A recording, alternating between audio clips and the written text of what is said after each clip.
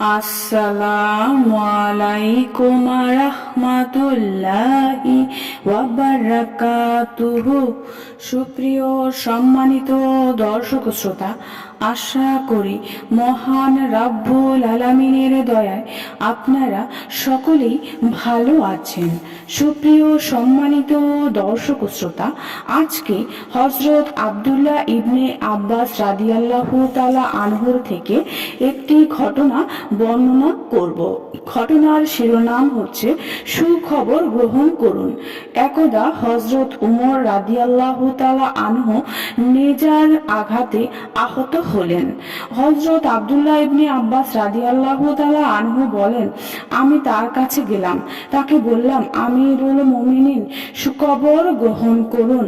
আল্লাহ পাক আপনার দ্বারা অনেক শহর বিজিত করেছেন, মুনাফিকের পতন ঘটিয়েছেন, সাধারণ জনগণের অর্থনৈতিক প্রাচুর্যতা দিয়েছেন।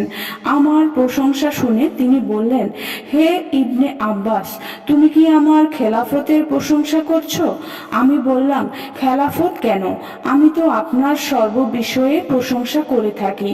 তখন তিনি বললেন, আল্লাহর শপথ, আমি আল্লাহর নিকট শুধু এতটুকুই চাই যে যেভাবে খেলাফতের দায়িত্বে এসেছিলাম অন্তত সেইভাবে যদি মুক্ত হতে পারতাম, অর্থাৎ এজন্য আমার কোনো সওয়াবও মিলবে না এবং গুনাহও হবে না, তাহলেই আমি কামিয়াব। হযরত ইবনে আব্বাস রাদিয়াল্লাহু তাআলা আনহুর এই হাদিসটি তাবাকাতে ইবনে সাদে অন্যভাবে বর্ণিত হয়েছে।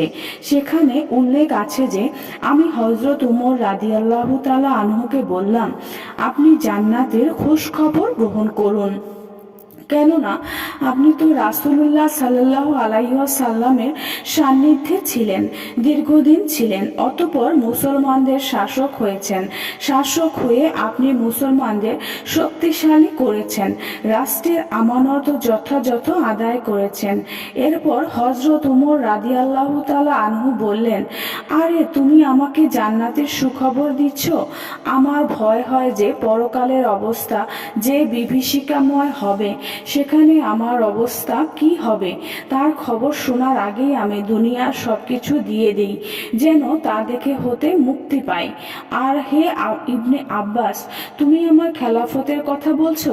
আমি তো এই খেলাফতের ব্যাপারে সমানে সমান হয়ে নাজাত পেলেও নিজেকে সাফলকাম মনে করি। এর বিনিময়ে আমি কোনো সওয়াব আশা করি না এবং শান্তিও চাই না। এতটুকু হলেই যথেষ্ট। তুমি রাসূলুল্লাহ সাল্লাল্লাহু আলাইহি ওয়াসাল্লামের সান্নিধ্যের কথা উল্লেখ করেছ। আমি মনে করি পরকালের পুঁজি আমার এতটুকুই আছে।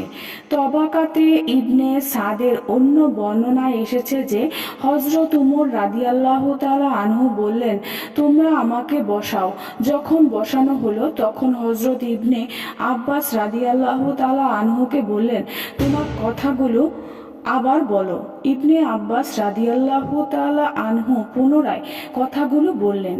হযরত উমর রাদিয়াল্লাহু তাআলা আনহু বললেন, তুমি যে কথাগুলো বলেছ, কিয়ামতের দিন আল্লাহ পাকের সামনে কি তুমি কথাগুলো আমার জন্য বলতে পারবে? তিনি বললেন, হ্যাঁ। তখন হযরত উমর রাদিয়াল্লাহু তাআলা আনহু খুশি হয়ে গেলেন। হযরত ইবনে আব্বাসের কথা তিনি খুব পছন্দ করলেন। সুপ্রিয় সম্মানিত দর্শক ও শ্রোতা, আজকের ঘটনাটি এই পর্যন্তই। ঘটনাটি যদি ভালো লেগে থাকে অবশ্যই চ্যানেলটি সাবস্ক্রাইব করবেন, লাইক করবেন, কমেন্ট করবেন এবং বেশি বেশি শেয়ার করে দেবেন। সবাই ভালো থাকবেন। আল্লাহ হাফেজ।